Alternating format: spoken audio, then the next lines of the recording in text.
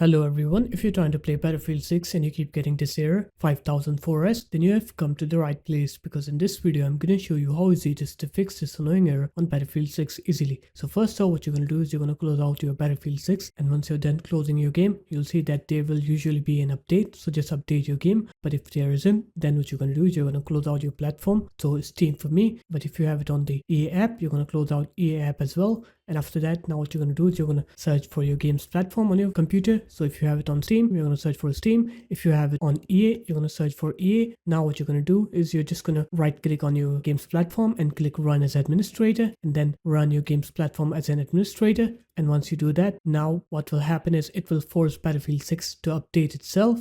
And once it's done updating, now when you try to play Battlefield 6, you'll see that your game will work correctly and you will not get that error anymore. So there it is, guys. That's how easy it was. If you guys found this video helpful, make sure to leave a like, comment and subscribe to the channel, and I'll see you in my next video.